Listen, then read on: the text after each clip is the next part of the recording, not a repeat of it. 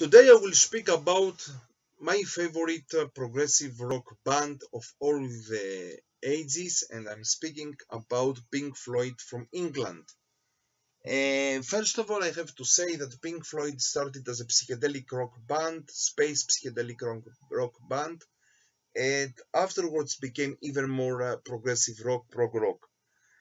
I think that Pink Floyd, together with Eloy from Germany, they are the most favorite prog rock bands ever for me. So, Pink Floyd started in 1964 in London, and the members of the band were Syd Barrett in the beginning. He was in the guitars and also in the vocals. Nick Mason on the drums, Roger Waters on the bass and also on the vocals, Richard Wright on the keyboards and the vocals, and Bob Close, if I prefer well his name, he was also in the guitars. Close left the band in 1965, and with the leadership of Syd Barrett, they made the first debut album of them in 1967. Also in the same year, in 1967, David Gilmour came to the band as a guitarist, also as a vocalist. Afterwards, Syd Barrett, because of his mental problems, left the band in 1968, and the leadership of the band took in his hand Roger Waters from this period of time and afterwards. Because of problems between them, Richard Wright left the band in 1979, and the problems continued until Roger Waters left also the band in 1985. Gilmour and Manson decided to continue with the band, and Richard Wright came back afterwards. Only in 2005 they made a reunion for a Live 8 that they played, all the members of the band, of course without Syd Barrett. I have also to say that they changed many names. In the beginning of the band they had so many different names. In the beginning they called themselves Sigma 6, afterwards Megadeth, afterwards Abdabs, something like that, afterwards Screaming Abdabs, Leonard's Lodgers, afterwards Spectrum 5, afterwards T-Set, and last but not least, the Pink Floyd Sound. And afterwards they made the name the Pink Floyd, and afterwards even Pink Floyd, and only this. The name Pink Floyd came from Syd Barrett, from two blues musicians that he liked very much, and he had from Pink Anderson and from Floyd Council. Now, they knew, for example, Syd Barrett and Waters, they knew each other from when they were children, and also Gilmour, David Gilmour and Syd Barrett, they knew themselves even from before each other. They made 14 studio albums until that 20 years after the last 14 album, the Division Bell. David Gilmour, together with Nick Mason, they made their last 15 album, The Endless River. 6 years after also the death of Richard Wright. Also in 2018, Nick Manson made another band, Nick Manson's Source of Secrets, and in one live concert of him, also Waters played together with his band. Now, I will try here to, to rank their albums. There are 15 albums, and I'm speaking here only about their studio albums, not live albums and not competitions, only the 15 studio albums of them. Something that I have also to say about Roger Waters. Roger Waters for me is not only an anti-Zionist or an enemy of Israel. For me, is also an anti-Semite. An anti-Semite, and for me, is an enemy of my people, of my land, of my. He's an enemy of mine. Okay, I don't like the person, but I make always I make a difference and separation between the musician or between the artist and the music. So by the same thing, I am ready to listen to the music of Borzum. I don't like Varg Vingernes. Also, he's an anti-Semite and a Nazi for me and an enemy of my people. But I listen to the music of Borzum in the same way I listen to the music of Pink Floyd of Roger Waters, even that I don't like this person. So let's start.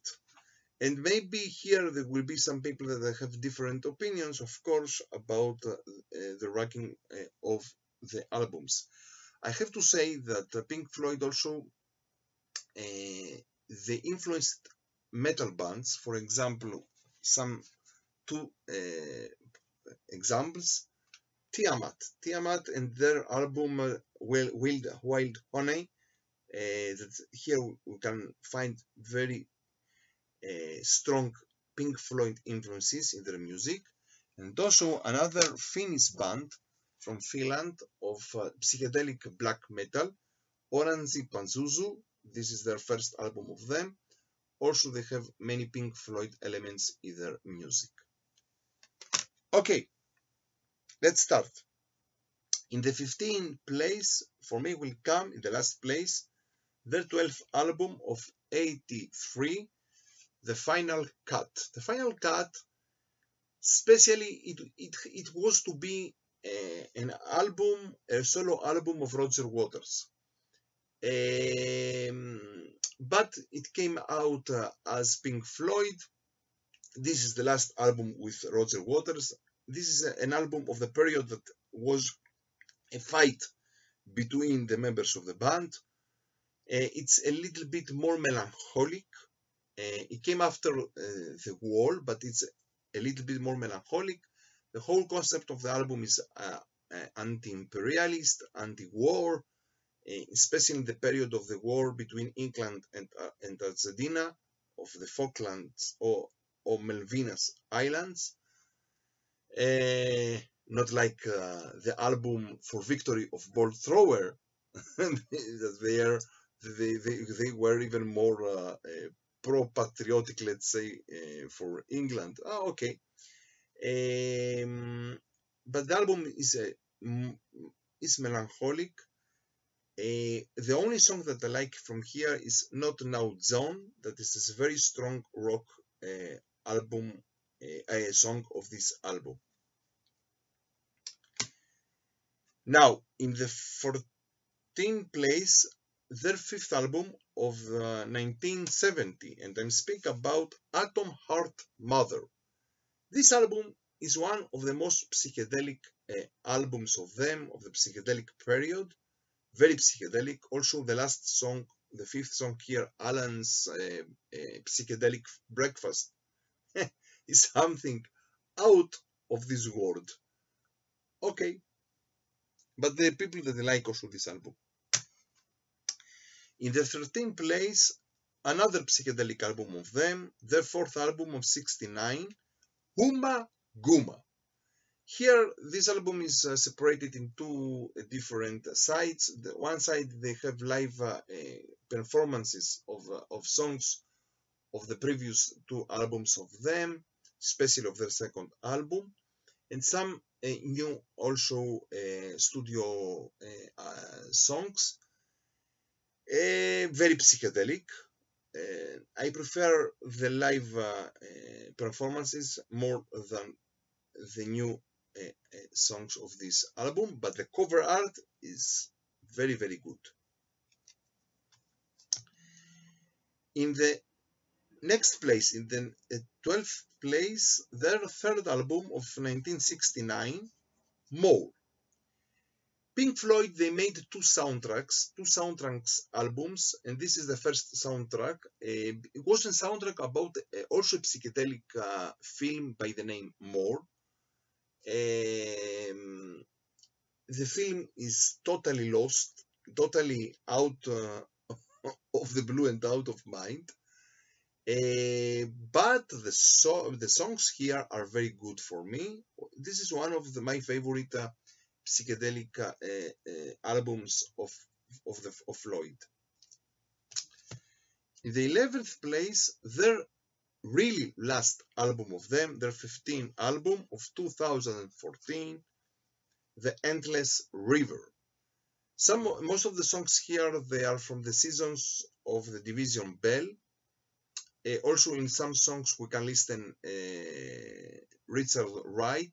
The album is in his memory, 6 years after his death.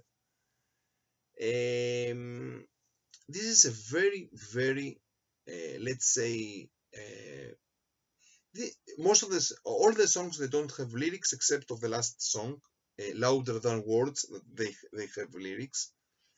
But in all the other songs, this is a style of music of mantra and of meditation.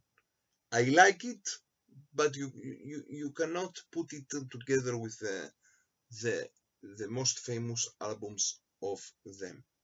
Also, the cover art, very good.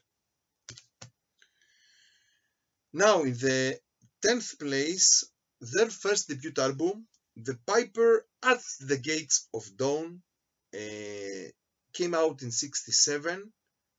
Syd Barrett was the leader then of the band. Also a good psychedelic rock debut for these days.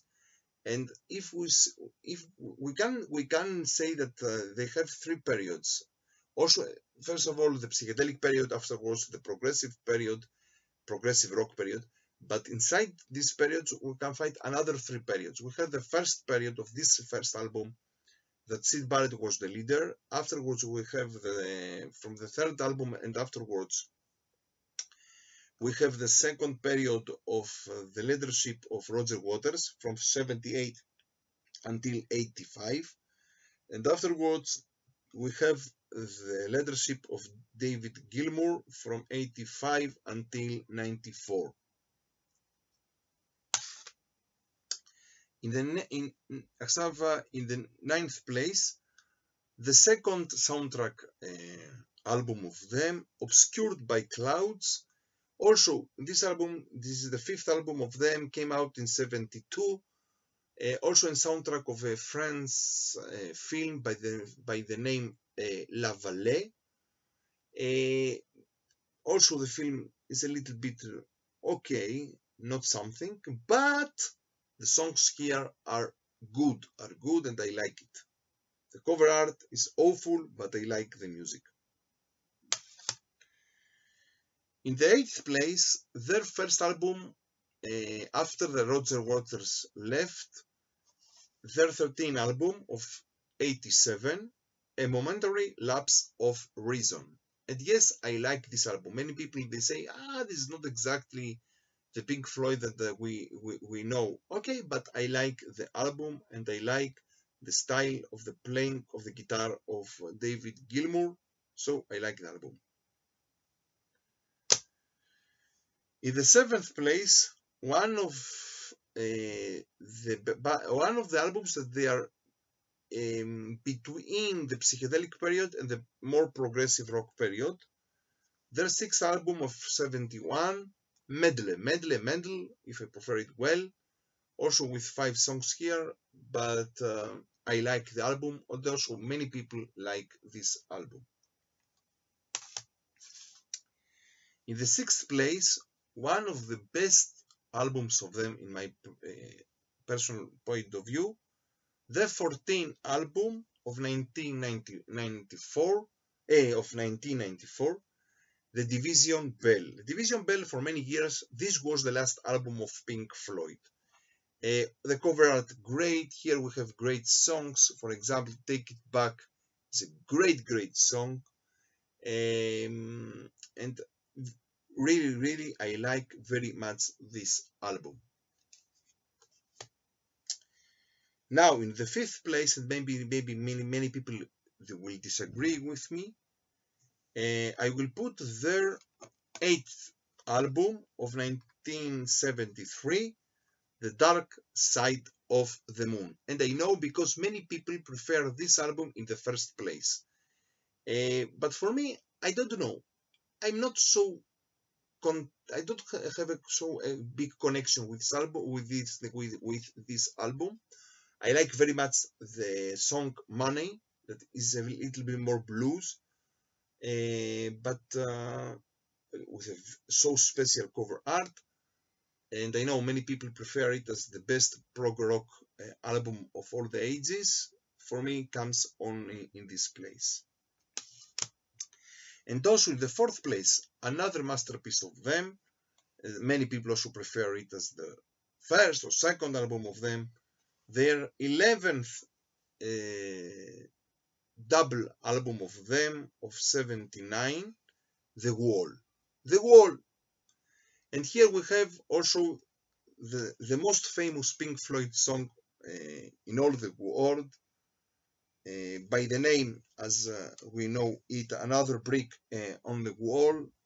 That also here we have this song in many parts, with also with the so controversial video clip of this song.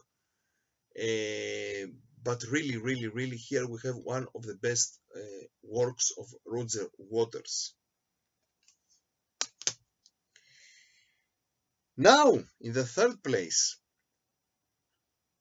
for me, the best psychedelic album of them, their 2nd album of 1968, A Source Full of Secrets.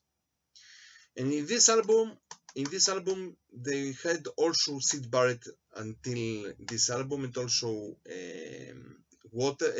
Waters, of course, and also Gilmour in this album.